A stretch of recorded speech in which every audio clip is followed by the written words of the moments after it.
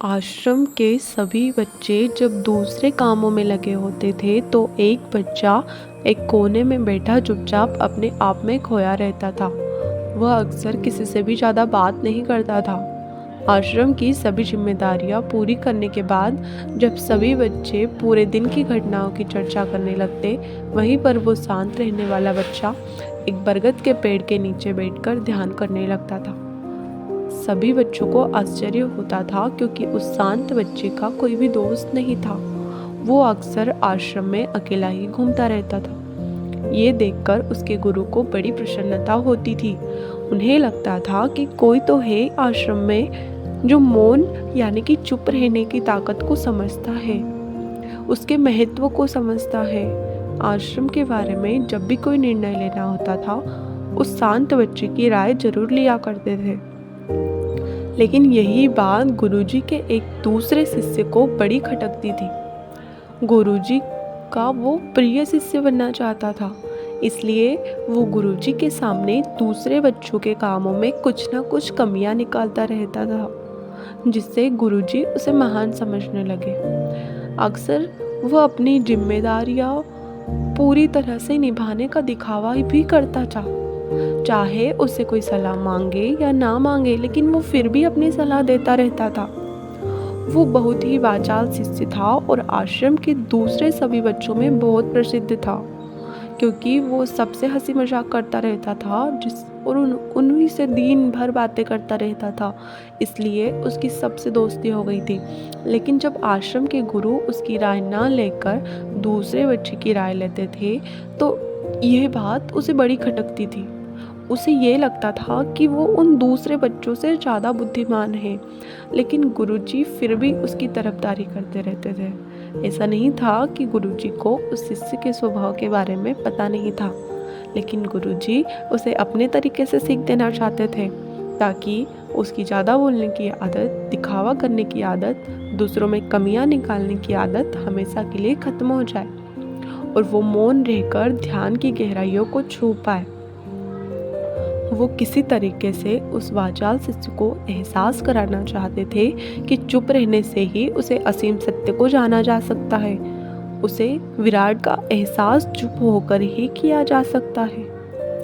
एक दिन गुरुजी ने एक तरीका सोचा। उन्होंने आश्रम के सभी बच्चों को अपने पास बुलाया और कहा कि मैं तुम सभी को दो दो हिस्सों में बांटकर अलग अलग गांव में भिक्षा मांगने के लिए भेज रहा हूँ, और जो भी दो बच्चे सबसे ज़्यादा भिक्षा मांग कर लाएंगे, उन दोनों को आश्रम की सभी जिम्मेदारियां निभाने का मौका मिल जाएगा। अपनी बात जारी रखते हुए गुरुजी ने बताया कि भिक्षा मांगने से हमारा अहंकार खत्म होता है, इसलिए हर शिष्य पूरे मन से भिक्षा मांगे। आश्रम के गुरुजी ने जानबूझकर उस वाचाल शिष्य और चुप रहने वाले शिष्य की जोड़ी बना दी। वाचाल शिष्य के मन में सिर्फ एक ही बात चल रही थी कि इस बार उसे मौका मिला है और इस बार वो गुरुजी को दिखा देगा कि वो चुप रहने वाले शिष्य से ज़्यादा प्रतिभावान है। दोनों शिष्यों ने आपस में अपनी सहमति से निर्णय लिया कि दोनों गांव के अलग अलग कोने से भिक्षा मांगना शुरू करेंगे, ताकि भिक्षा मांगने का कम जल्दी खत्म हो जाए। चुप रहने वाला शिष्य हर द्वार पर जाकर अपने हाथ जोड़कर अपना भिक्षा का पात्र उनके सामने कर देता। उसके चेहरे पर एक सादगी और उसकी आंखों में एक एकांत होता था, जिससे भिक्षा देने वाले उसे भिक्षा देकर अपने आप को अनुग्रहित समझते थे। वहीं पर दूसरा वाचाल शिष्य हर द्वार पर जाकर उनको कुछ ना कुछ ज्ञान देने लगता, जिससे ज़्यादातर लोग उसे बिना भिक्षा दिए ही लौटा देते थे।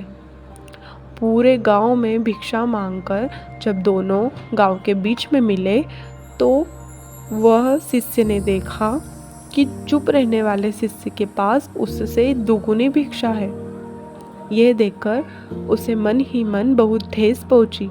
लेकिन जब वह दोनों भिक्षा का सामान लेकर आश्रम की तरफ जा रहे थे, तब वह वाचाल शिष्य को एक तरकीब सूझी। उसने चुप रहने वाले शिष्य से कहा कि हमें अपनी भिक्षा एक ही थैली में डाल लेनी चाहिए। गुरुजी ने हम दोनों को एक साथ भिक्षा लाने के लिए कहा था। चुप रहने वाले शिष्य ने बिना कुछ बोले अपनी सारी भिक्षा उसकी थैली में डाल दी।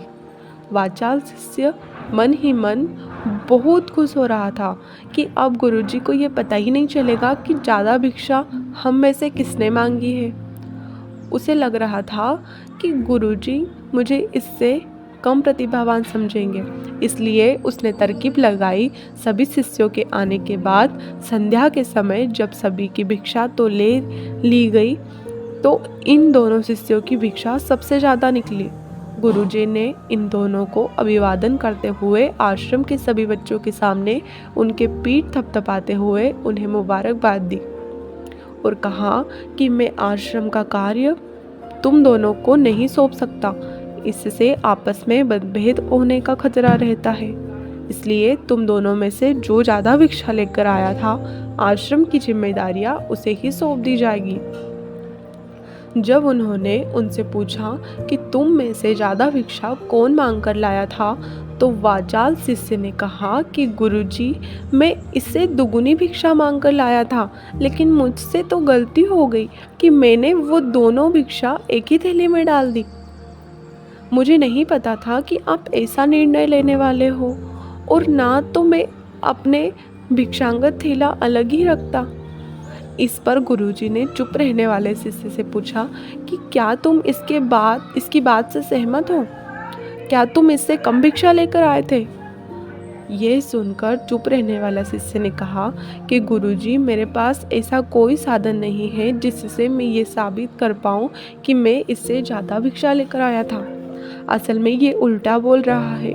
दुगुनी भिक्षा मैं लेकर आया था, ये मुझसे आधी भिक्षा लेकर आया था, और इसी ने ही मुझसे एक थैली में डालने की बात कही थी।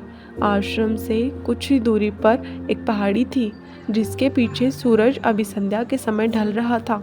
गुरुजी को पता था कि कौन सच बोल रहा है, लेकिन बाकी बच्चों के सामने सच साबित करने के लिए उन्होंने उन दोनों से एक सवाल पूछा कि पीछे पहाड़ी पर तुम्हें क्या दिखाई दे रहा है?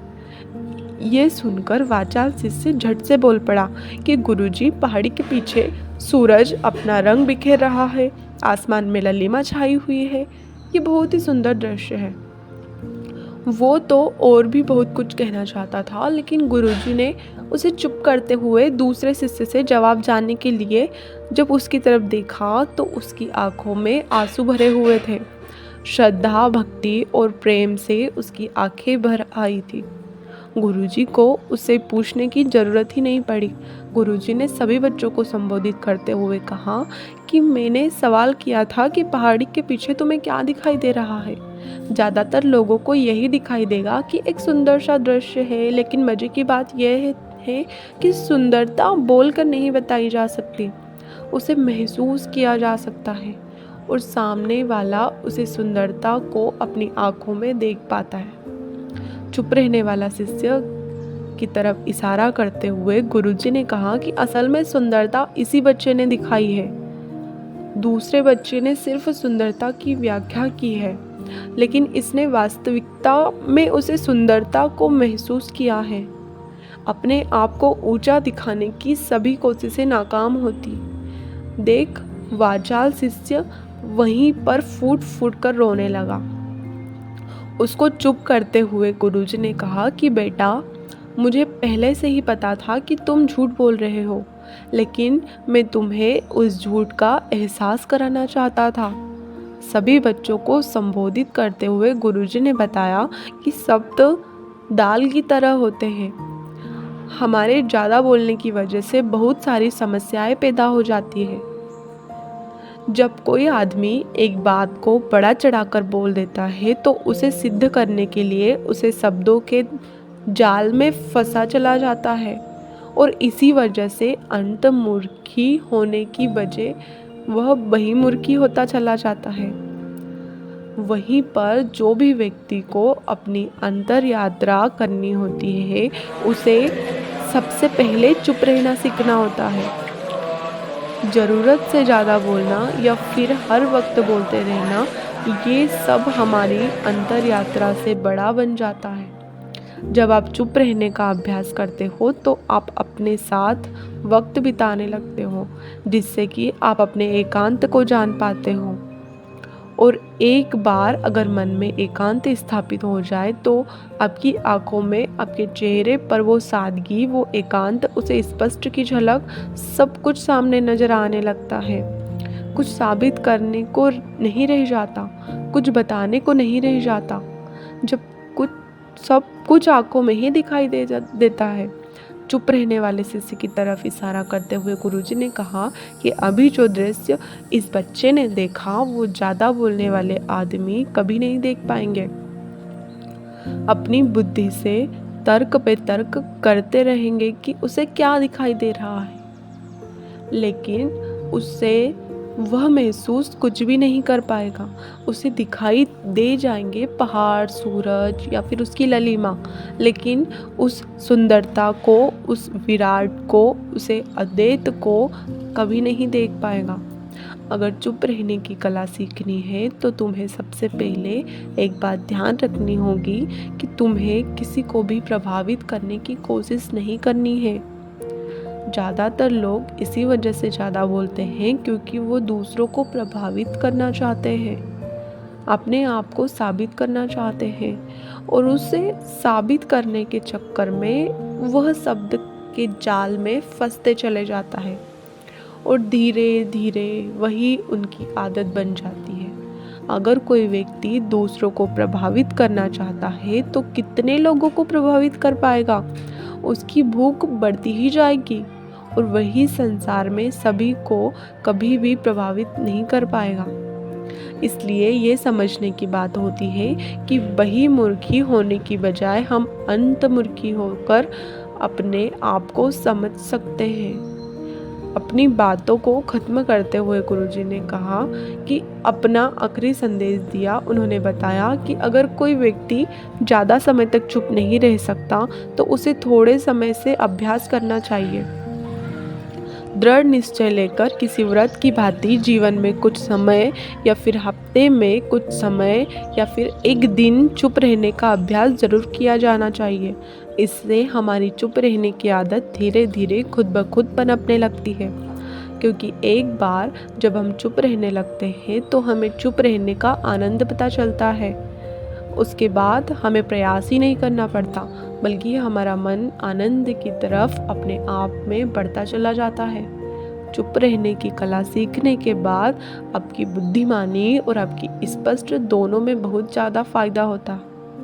वास्तविकता में जिसे दर्शन कहते हैं वो मौन रहकर ही किया जा सकता है। इसके बाद सभी बच्चों ने कुछ समय चुप रहने का संकल्प लेकर गुरुजी ने अपनी बात खत्म कर दी और सभी बच्चे रात्रि के भजन करने के लिए एक साथ भजन कक्षा में पहुंच गए। तो दोस्तों कैसी लगी ये कहानी? आप कमेंट सेक्शन में ज़रूर बताना, और अच्छी लगी हो तो इस चैनल को सब्सक्राइब ज़रूर कर लेना। तो मिलते हैं किसी अगली कहानी में, तब तक के लिए अपना ख्याल रखें।